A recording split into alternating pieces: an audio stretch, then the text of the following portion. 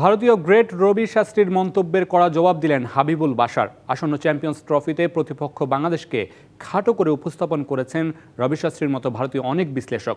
বাশার মনে করেন বাংলাদেশকে বাড়তি গুরুত্ব দিচ্ছে বলেই তারা এই ম্যাচ নিয়ে এতটা ভাবছে।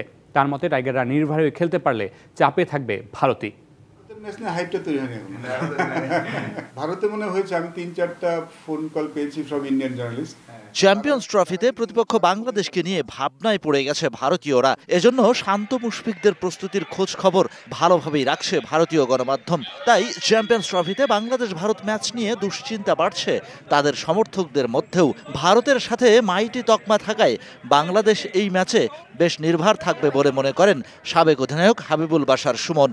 কেউ আসলে অতটা অত বড় হাইলি রেট করছে না, সেটা অনেক সময় টিমের বোর্ড থেকে কিছু হলে চাপ কমে দেয়।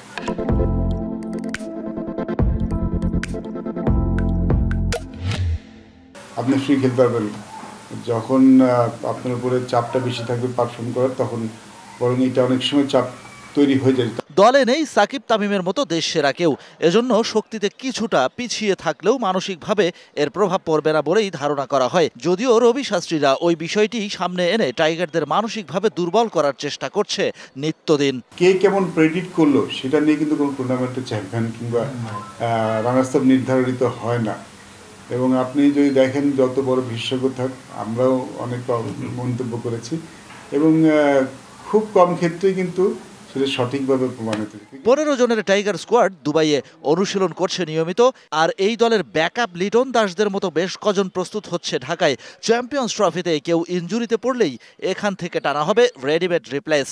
আই হোপ যে চেঞ্জ হবে না, সবাই সুস্থ থাকবেন। বাট যদি কারো ইমার্জেন্সি কোনো কেস হয় তাহলে কেউ অপ্রস্তুত অবস্থায় যাবে না, সবাই প্রস্তুত হয়ে যাবে।